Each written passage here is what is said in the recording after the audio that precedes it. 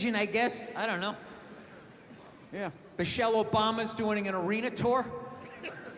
That's another thing going on. I'm gonna say that again. Michelle Obama is doing an arena tour. She's not playing comedy clubs. She's doing arenas. When did first ladies start acting like they got elected? You know? Dude, being a first lady, that's not a fucking job. Just standing there smiling and waving. Right? Look how quiet is it in here. Why is it so fucking quiet? You think that's a job? It's not a fucking job. Dude, if you really think it's a job, just look at him. Right? Look at Obama. When that guy got elected, he looked like he was about 41 years old. When he left office, that guy looked like he was about 73. Right? Look at Michelle. She looks younger now than she did when that dude got elected. What has she done for the last 8 years? Yeah, other than lay in a giant vat of Illuminati-level lotion, just sitting there floating. A couple hours, a shapeshifter comes in and dumps another bucket on her. She pops her head up. Hey, Bam Bam, tell Stevie Wonder to come down and play some songs tonight. Now, I found out she's doing a tour because she's doing a book tour. Yeah, she wrote a book. She wrote a book about not having a job. I gotta read that fucking book. Chapter 1, how to know if a dick tastes presidential. How to weed your way through all that local representative cock and get to the big swinging dick in the room.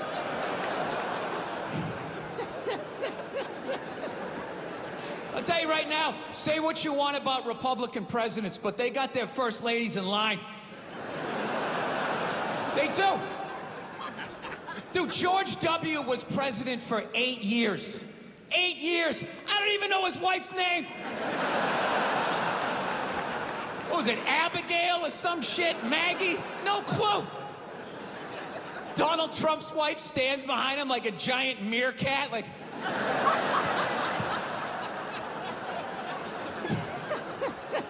Bill Clinton was president, his wife never shut up. Ah, I want to do healthcare. Ah!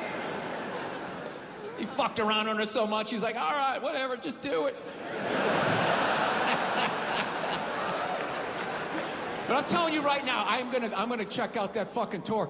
I gotta see what that's all about. You know? Who opens?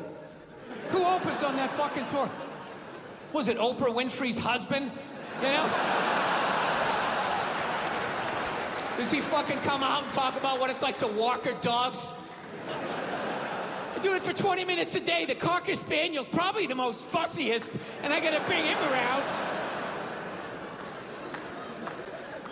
Look, I'm sure that there's some feminists in the crowd right now not appreciating this joke, feeling triggered, feeling like they need to fucking put out a hashtag or some shit and be brave and speak out.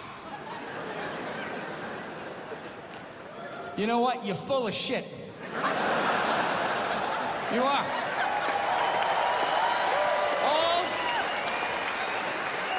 All those feminists are full of shit. Because I'm going to tell you right now, someday there's going to be the first woman president. All right? Which means you don't even know what her fucking platform is, and you automatically cheer. It's got the same genitalia. Fucking. I'm telling you, they're not smart people. Feminists, they're not as smart as they're coming off. I'm telling you. Someday, there's gonna be... By the way, this is gonna be my last show ever, by the time this fucking thing comes out.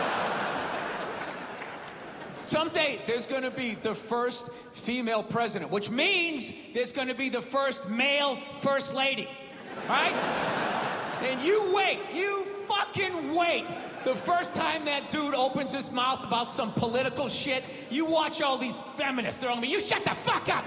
You shut the fuck up! It is her time now. It is her time. She was elected, not you. Go pick out some plates, bitch. You are the first lady. He's gonna get treated like Tom Arnold when he was with Roseanne. Secret Service name will be like Appendix or Doesn't Matter. Not worthy of protecting. Just entered the Oval Office. Not worthy of protecting. So, anyways. So, we figured out the number one thing we fight about is television, you know?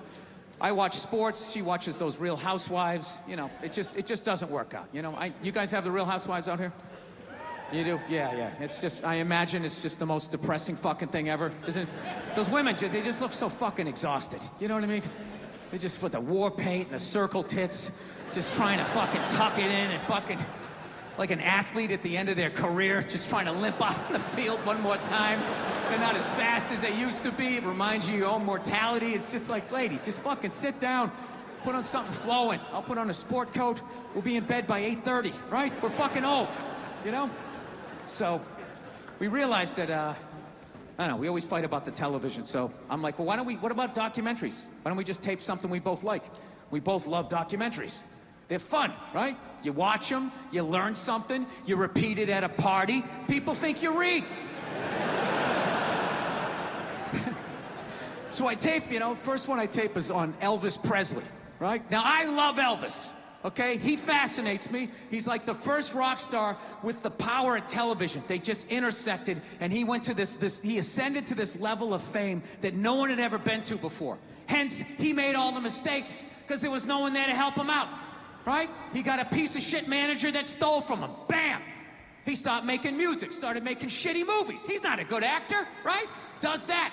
Married a minor. Started doing drugs, got fat, got an entourage, got even fatter, started wearing onesies, doing karate kicks, splitting his fucking pants. Nobody's saying shit. You look good, King. You like that? You like when my royal bulls hang out? We love it, King. Keep fucking going.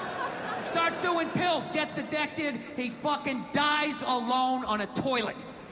All right? This man kicked open all of those fucking doors for the rest of us. All right? So I sit down, and I'm watching this documentary as a white dude, which is what I am. I'm looking out my white head, watching this white shit. It's coming back into my white eyes, getting whiter by the fucking second. Right? Now, my wife, on the other hand, she's black, right?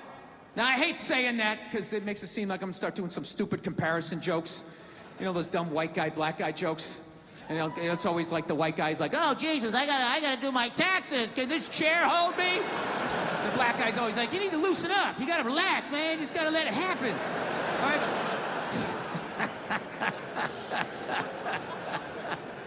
It's always the same stupid fucking joke. I hate those jokes, you know, because they're easy. And it's been my experience that it's just not true. You know, 15 years of being with her, there's really no difference. You know, because at the end of the day, it's a woman. All right? It's gonna be the same fights. I don't give a fuck who you're with. I'm not gonna lie to you. There might be more head movement and hand gestures with different races of women. Possibly an index finger jabbing at your forehead, whatever the fuck that is. But at the end of the day, it's the same fights. What's going on with us? You need to work on this. Why don't we communicate better, right? So she starts watching this shit as a black person, right? And she's seeing all the racism, obviously, that I'm seeing. But she was catching all this subtle shit that I was too white to see, but I knew I was missing it, because I just kept hearing her huffing and puffing, just sitting next to me being like, and I'm just sitting there like, okay, somebody did something. I don't know what just happened, but I don't think that was good. So right when I didn't think it could get any worse, it could get any more uncomfortable between the two of us, this fucking white dude comes on who evidently discovered Elvis. And he's like 190 years old, and he comes out, starts talking. He's just like, well, basically, I was looking for a white boy that could take the down and dirty, nasty blues and combine it with the pristine, angelic sounds of bluegrass. Yeah, that's what he was doing. He was subtly putting black shit down here while he was propping up the white shit. You know, the down and dirty, daddy not sticking around, drug-infested neighborhood blues with the Jesus as white as me, hair the color of the sun, angelic bluegrass playing music, right? So at this point, my wife has like fucking steam coming out of her ears. So I make a judgment call. I just fucking shut it off, right? And she looks at me, she's like, why did you shut that off? Why did you shut it off? I was like, because you're about 3 minutes away from yelling at me like I produced this music. All right? Let's just forget it. We'll watch something else. She's like, no, why can't we just watch the rest of this and then discuss it afterwards? It's like, I don't fucking do that. I just want to watch a documentary. I don't want to have a fucking lecture because of these fucking assholes. I didn't do anything. I'm just sitting here watching TV. And not to mention, we're just gonna get into an argument. She's like, well, why would we get into an argument? I'm like, ugh. All right, you know why? Because not for nothing, there was some black people in there saying some shit that I didn't agree with, you know? I'm not huffing and puffing. Yeah, I said that. Like a fucking idiot. She just looks at me, she's like what black people? Like what black people that said what? And at that point, it's like you started the luge, right? You can't get off the fucking sled. Now you gotta have the argument. I'm like, ah, fuck, here we go. Guess we're having this. And I'm like, all right, the black guy who brought up leg shaking, saying Elvis took leg shaking from us. It's like, really? Leg shaking? No, nobody thought to fucking do this? Black people came up with that? You telling me that? I'll even give you that. Let's say you came up with that, but where did that black dude learn how to do it? Didn't he watch some older black guy do it? But what, because he's the same color? He's not stealing, he's just carrying on the tradition. But if Elvis does it, oh, what the fuck? Now he's the biggest thief ever? That doesn't make any sense to me. She goes, no, you idiot, it's not about the leg shaking, okay? It's about, he appropriated a culture. He took all the music, he got all the money, got all the fame, he's called the king of it now, and he never gave a shit, not even a shout out. I was like, all right. You know, fair enough. You made about 7 or 8 good points there that I can't refute. He appropriated a culture. I get it. You're right. She goes, fine, thank you. And I go, however, not for nothing, do I get mad at you when you get on a skateboard and you start going down the fucking street? Do I get all offended like, hey man, that's some white shit. Stop appropriating my culture, man. Some dirty white kid in Santa Monica came up with that, man. So she starts laughing. And I should have stopped there, but I'm a comedian, right? I'm like, oh, I'm getting a laugh. There's got to be a bigger laugh, so keep going, Bill. Let's come with another example. So I'm like, yeah, do I get mad at you when you fly from LA to New York in under 6 hours? And she just, yeah. She just stares at me. She's just like, that was fucked up. I was like, yeah, I know. It sounded good in my fucking head, and then it came out. I was just going for the laugh. And then she wouldn't let up. She's like, well, why is it fucked up? Why is it fucked up? So now I'm back in the classroom. And I'm like, because if historically speaking, black people enjoyed the same amount of freedom and privilege, they would have had the money and the time to figure out how to fly too. And she goes, that's right. And I go, however, your music would have suffered. Yeah. You can't have my level of freedom and privilege walking around with that cul-de-sac. It really is gonna be okay. And come up with that painful, beautiful music. You can't do that. Next thing you know, you're clapping on the fucking downbeat. You're playing a